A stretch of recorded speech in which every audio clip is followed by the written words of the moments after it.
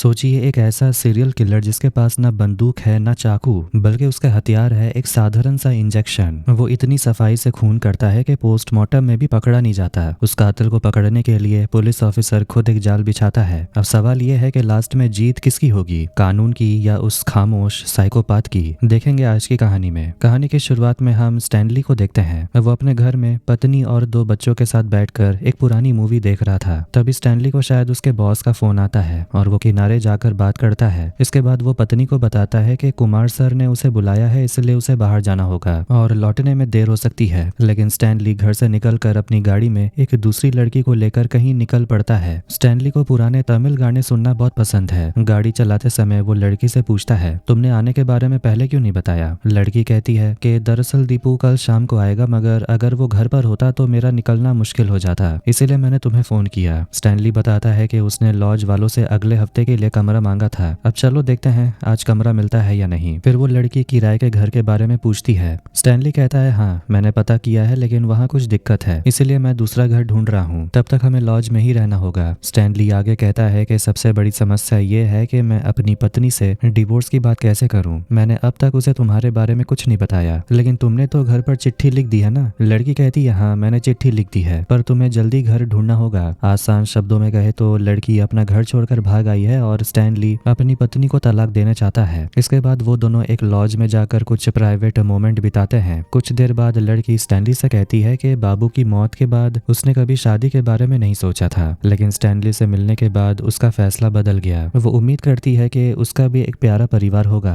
बातों बातों में वो टीवी देखने लगते हैं, जहाँ खबर चल रही होती है कि संपत्ति के लिए एक आदमी ने अपने भाई की हत्या कर दी। ये खबर देखकर लड़की हैरान होकर स्टैनली से पूछती है, कैसे एक इंसान दूसरे इंसान को, वो भी अपने भाई को, मार सकता है? स्टैनली जवाब देता है कि दुनिया में अलग अलग तरह के लोग होते हैं और इंसान अपनी परिस्थिति के हिसाब से ही रिएक्ट करता है। ये बात सुनकर लड़की मजाक में पूछती है, क्या स्टैनली ने कभी ऐसा कुछ किया है? स्टैनली कहता है, हाँ उसने बहुत से लोगों को मारा है। लड़की हंसकर कहती है, जरूर, तुमने बहुत से मच्छर और कीड़े मकोड़े मारे होंगे। तब स्टैनली उसे एग्जाम्पल देकर समझाने लगता है। वो कहता है कि मेरी पत्नी अनीता बहुत सुंदर और अच्छी लड़की है। मैं अपने बच्चों से बहुत प्यार करता हूँ। मेरे पास जो गाड़ी है वो भी मुझे दहेज में मिली है। इतना सुंदर जीवन होने के बाद भी अगर मैं चाहूँ तो तुम्हें छोड़ सकता हूँ। तब लड़की कहती है कि अगर तुम मुझे छोड़ना चाहते हो तो सीधे बोल दो, मारने की क्या जरूरत, मैं खुद चली जाऊंगी। स्टैनली तब उसे पूछता है कि अगर वो ऐसे ही चली गई तो उसे मारने से जो संतुष्टि मिलता है वो उसे कैसे मिलेगा? लड़की हैरान होकर पूछती है, क्या इंसान को मारने से संतुष्टि मिलती है? स्टैनली कहता है, जैसे मच्छर मारने पर या नुकसान पहुंचाने वाले सांप को मारने पर एक तरह की तृप्ति मिलती है, ठीक वैसे ही जोखिम जितना बड़ा होगा संतुष्टि भी उतनी ही ज्यादा होगी, और इसीलिए इंसानों के मामले में यह एहसास और भी ज्यादा होता है। लड़की डर कर पूछती है, तो क्या तुम अब मुझे मारने जा रहे हो? स्टैनली कहता है, हाँ। लड़की पूछती है, कैसे मारोगे? तब स्टैनली एक छोटा सा रिबन निकाल कर उसके गले में हल्का सा लपेट कर दिखाता है कि कैसे वो इसे धीरे धीरे खींचेगा। स्टैनली का ये सब बिहेवियर देखकर लड़की को तो अभी भी लग रहा था कि वो मजाक कर रहा है, लेकिन पल भर में ही माहौल खौफनाक हो जाता है और स्टैनली सच में उसकी हत्या कर देता है। इसके बाद स्टैनली लड़की की बॉडी को एक बैग में भरकर लॉज से बाहर निकालता है और अपनी गाड़ी की डिक्की में रखकर दूसरी जगह ले जाकर दफना देता है। इसके बाद कहानी तिरुवनंतपुरम पहुंचती है। साल 2012 का है। वहां एक आदमी एसपी के पास आकर गांव में हुए दंगे के बारे में रिपोर्ट मांगता है। एसपी कहता है कि दंगा तो बहुत पहले खत्म हो चुका है और अब बताने को कुछ नहीं है। तब वो आदमी कहता है कि सर, मैंने सुना है कि दंगा फिर से शुरू हो गया है। एसपी जवाब देता है, देखो प्रदीप, ऐसा कुछ नहीं होगा, सब काबू में है। इस केस के लिए एक स्पेशल ऑफिसर तैनात है और मुझे उस पर पूरा भरोसा है। इसके बाद जया कृष्णा नाम के एक स्पेशल ऑफिसर को दिखाया जाता है। असल में जया कृष्णा ने ही वो दंगा रुकवाया था। एक दिन Jaya Krishna local police station आकर दंगे के बारे में जानकारी लेता है। उसे देखकर पुलिस वाले पहले समझते हैं कि वो कोई रिपोर्टर है, लेकिन बाद में वो बताता है कि वो स्पेशल ब्रांच का स्पेशल ऑफिसर है। तब पुलिस उसे पूरी घटना बताती है। इस दंगे के पीछे मुख्य रूप से 3 लोग थे, विमल, उसकी बहन और यूसुफ। बात ये थी कि विमल की बहन एक लड़के के साथ भाग गई थी।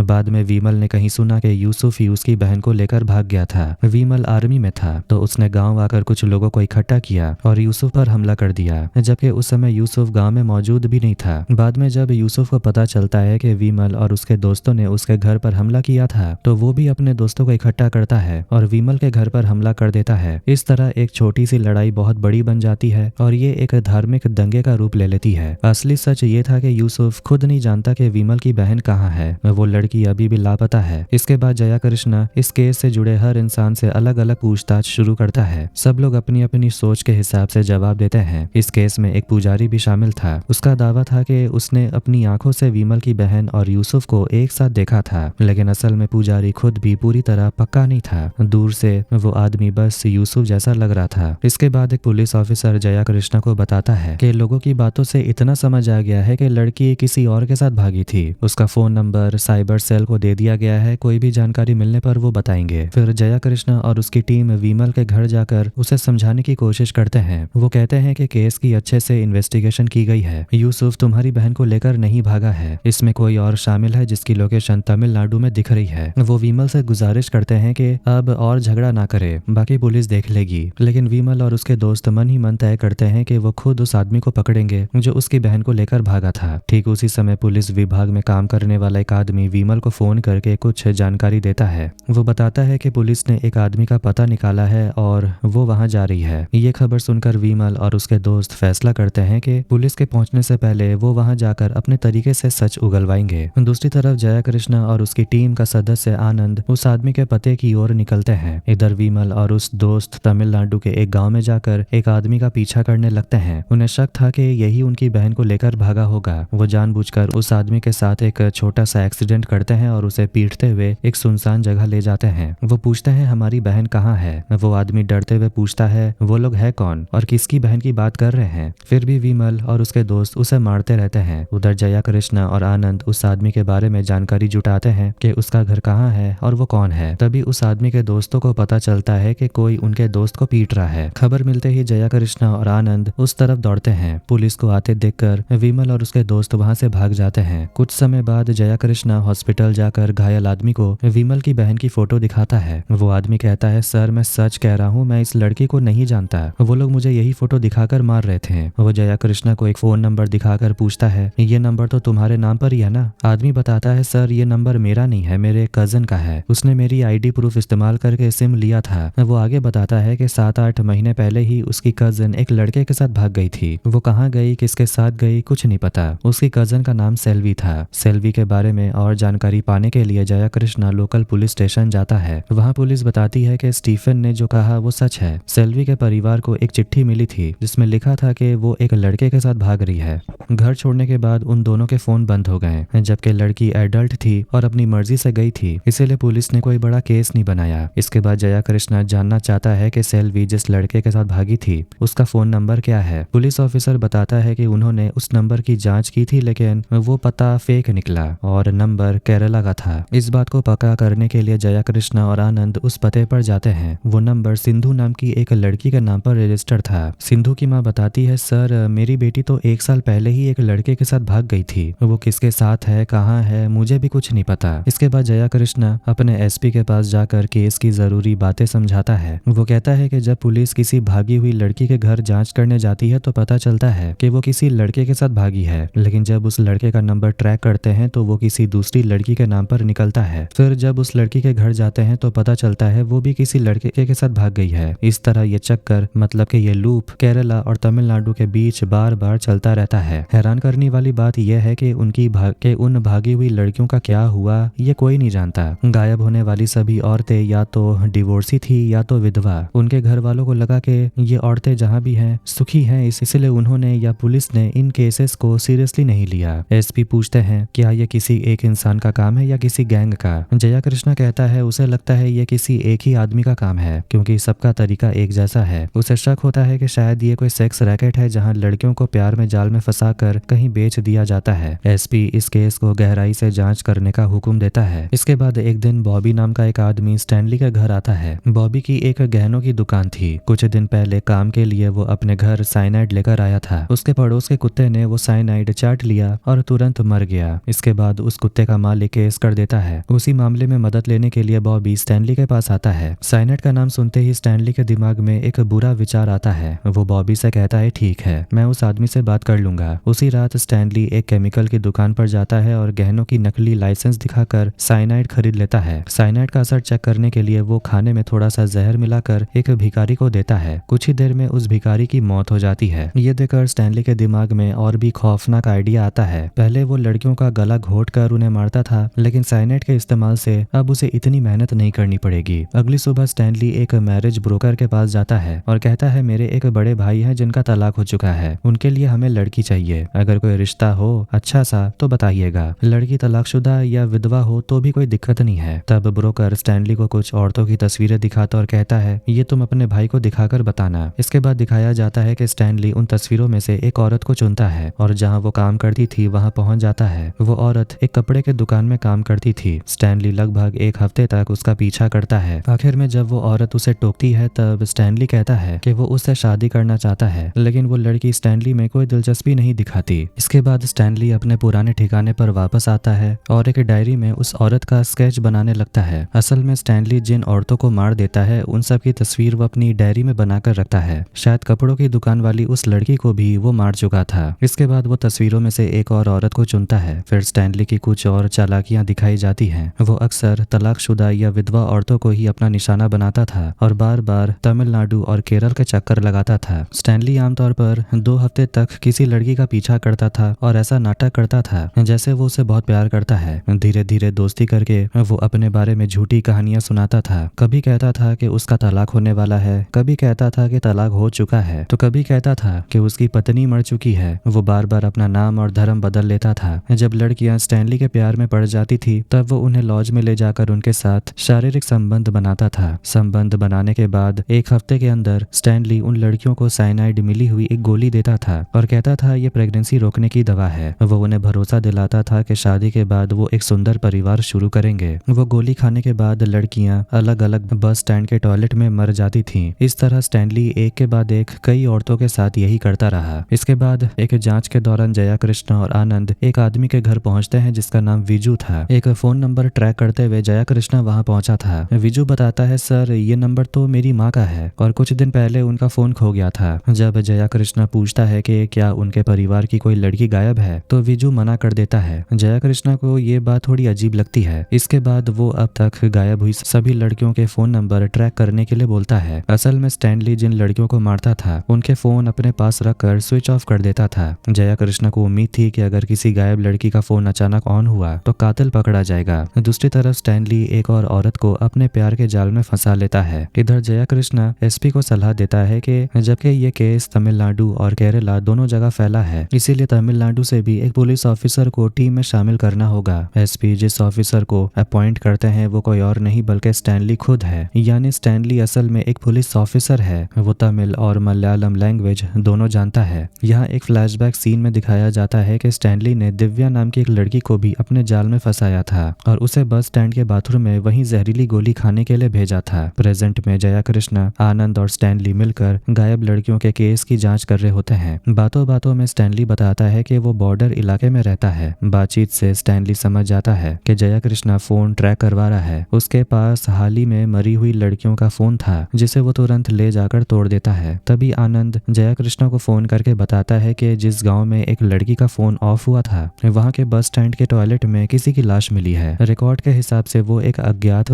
जांच करने पर पता चला वो लाश शहाना की थी। उसी समय स्टैनली भी रिपोर्ट देता है कि एक और गांव के टॉयलेट में दूसरी लाश मिली है। इन सब जानकारियों से जया कृष्णा समझ जाता है कि एक ही आदमी अलग अलग लड़कियों को फंसाकर उनकी हत्या कर रहा है। जब वो डॉक्टर से मौत का कारण पूछता है तो डॉक्टर बताते हैं उनके शरीर में साइनाइड मिला हुआ है। आम पोस्टमार्टम से ये पता नहीं चलता लेकिन खास जांच में इसका खुलासा हुआ। स्टैनली ने खुद को इस जांच टीम में इसीलिए शामिल किया ताकि वो पुलिस के हर कदम की जानकारी पहले से रख सके और खुद को बचा सके। इसके बाद जया कृष्णा और आनंद फॉरेंसिक एक्सपर्ट के पास जाते हैं। पुलिस को अलग अलग क्राइम सीन से बहुत कुछ सबूत मिलते हैं। फॉरेंसिक एक्सपर्ट एक सेफ्टी पिन के बारे में बताते हैं कि ये कोई साधारण पिन नहीं है। पुलिस विभाग में नेम प्लेट लगाने के लिए इसी तरह के पिन का इस्तेमाल किया जाता है। इसके बाद जया कृष्णा और आनंद तमिलनाडु जाकर एक पुलिस ऑफिसर से मिलते हैं और वहां काम करने वाले सभी पुलिस वालों की जानकारी जुटाते हैं। जया कृष्णा आनंद को ऑर्डर देता है कि सभी के पर्सनल नंबर ट्रैक किए जाएं, खास तौर पर उन लोकेशन से मिलाया जाए जहां लड़कियां गायब हुई थी या जहां उनकी लाशें मिली थी।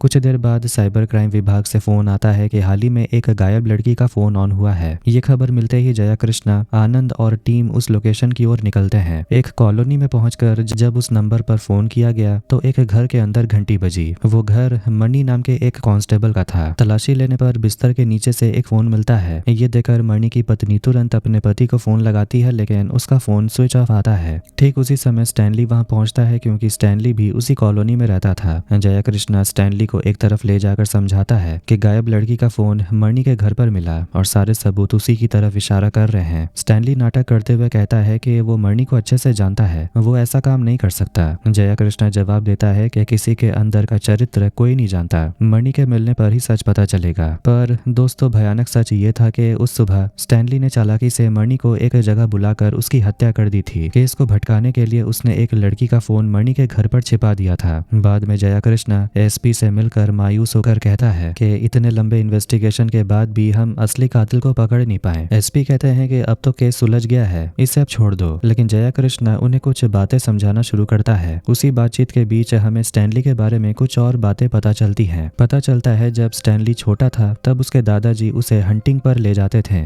वहाँ उसके दादाजी कई जानवरों को मार देते थे। उन्हें देखकर धीरे धीरे स्टैनली को भी वही करने का मन करता था। देखते ही देखते ये काम उसके लिए एक नशा बन गया। जब सरकार ने शिकार को इलीगल घोषित किया तो वो अपनी इस सनक को पूरा करने के लिए इंसानों की तरफ रुख किया। उसने सीधे इंसानों को नहीं मारा, बल्कि पहले चूहे बिल्ली को मारा, फिर छोटे बच्चे और आखिर में औरतों को निशाना बनाना शुरू किया। जया कृष्णा रिक्वेस्ट करता है कि उसका मानना है कि असली कातिल अभी भी जिंदा है और वो अभी भी इन्वेस्टिगेशन जारी रखेगा। दूसरी तरफ स्टैनली एक और औरत को अपने जाल में फंसाना शुरू करता है। तभी उसे पता चलता है कि जया कृष्णा अभी भी जांच कर रहा है। ये जानकर स्टैनली उस औरत को छोड़ देता है और वहां से चुपचाप निकल जाता है। वो सोचने लगता है कि केस को फिर से किसी और तरफ मोड़ना होगा। उधर जया कृष्णा और आनंद पुरानी फाइलें देख रहे होते हैं। उन्हें एक केस पर शक होता है और वो फिर से वीजू के पास जाते हैं। पहले वीजू ने कहा था कि उसकी माँ का फोन चोरी हो गया था। अब जया कृष्णा उसे सख्ती से सच बोलने को बोलता है। डर के मारे वीजू सच कबूल कर लेता है। असल में वीजू की बहन का नाम दिव्या है। कुछ समय पहले वो किसी और आदमी के साथ भाग गई थी और बाद में वापस आ गई थी। इसके बाद वीजू अपनी बहन की शादी कहीं और करा देता है और अब दिव्या अपनी जिंदगी में बहुत खुश है। बाद में जया कृष्णा और आनंद दिव्या से मिलने जाते हैं। चौंकाने वाली बात ये थी कि दिव्या भी कभी स्टैनली के जाल में फंसी थी, लेकिन वो बच गई थी। वो कैसे बची ये हमें बाद में पता चलता है। वो दिव्या से उस आदमी के बारे में पूछते हैं। पहले तो दिव्या बहुत डर जाती और कहती है कि उसके अतीत के बारे में उसके पति को नहीं पता, इसलिए वो पुलिस को चले जाने को बोलती है। लेकिन जया कृष्णा उसे समझाता है कि वो कातिल कितना खतरनाक है और उस दिन दिव्या की जान भी जा सकती थी। तब दिव्या बताती है कि उस रात वो बाथरूम में गोली खाने गई थी, लेकिन उसका फोन स्टैनली के पास ही था, लेकिन उसने वो गोली नहीं खाई। स्टैनली ने उसे कहा था कि अभी बच्चा होने पर पैसों की दिक्कत होगी, लेकिन दिव्या ने सोचा कि उसकी माँ को रिटायरमेंट के बाद पैसे मिलने वाले हैं तो वो बाद में उसे मना लेगी। इसी वजह से उसने बच्चा रखने का फैसला किया और वो जहरीली गोली नहीं खाई। जया कृष्णा उसे मणि की फोटो दिखाकर पूछता है क्या यही वो आदमी था। दिव्या कहती है नहीं और कहती है वो आदमी थोड़ा ज्यादा उम्र का था और हमेशा तमिल गाने सुनता था। उसके जाने के बाद अगले दिन स्टैनली दिव्या के पास आकर उसे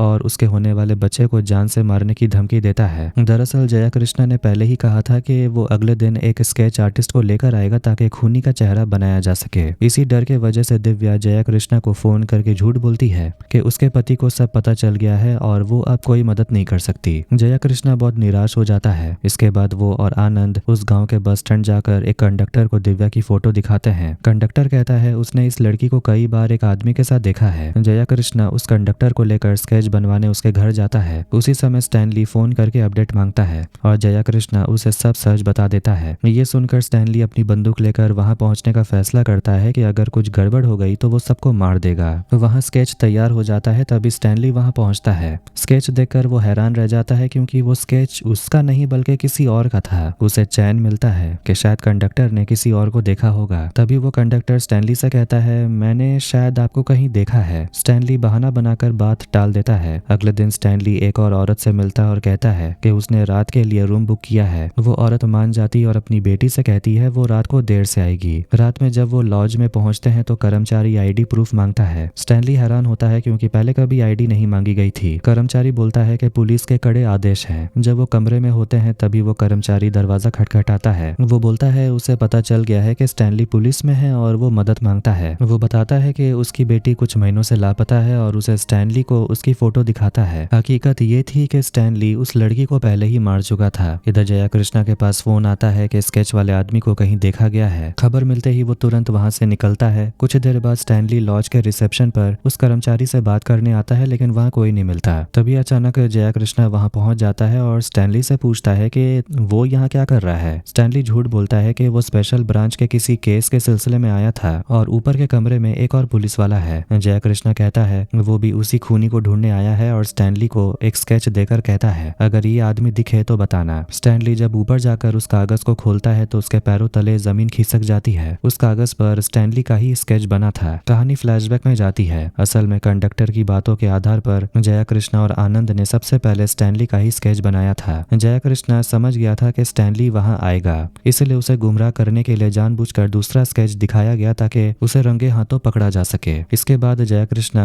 वो असली स्केच लेकर दिव्या के पास गया था और दिव्या ने पक्का कर दिया था कि यही वो कातिल है। पुलिस को स्टैनली के असली घर से बहुत सारे सबूत भी मिल चुके थे। प्रेजेंट में स्टैनली अपनी डायबिटीज वाली साइनाइड इंजेक्शन लेकर जया कृष्णा पर हमला कर देता है। दोनों के बीच जबरदस्त लड़ाई होती है और स्टैनली जया कृष्णा को मारने ही वाला होता है कि तभी वो लॉज का कर्मचारी आकर स्टैनली के सिर पर जोर से वार कर देता है। बाद में पता चलता है वो कोई मामूली कर्मचारी नहीं बल्कि जया कृष्णन की ही टीम का एक पुलिस ऑफिसर था। अंत में जया कृष्णा और वो पुलिस ऑफिसर मिलकर स्टैनली को मार देते हैं और उसकी लाश कहीं दूर ले जाकर दफना देते हैं। जया कृष्णन को पता था कि स्टैनली के खिलाफ कोर्ट में साबित करने के लिए कोई सीधा सबूत नहीं बचेगा और स्टैनली बच जाएगा, इसलिए उसने उसे खुद खत्म करने का ही सही इंसाफ समझा। और इसी के साथ ये फिल्म भी यहीं पर एंड हो जाती है। तो कैसा लगा आज का वीडियो कमेंट करके जरूर बताना। वीडियो पसंद आया तो वीडियो को लाइक कर दे, चैनल को भी सब्सक्राइब कर दें। मिलते हैं नेक्स्ट वीडियो में। Take care.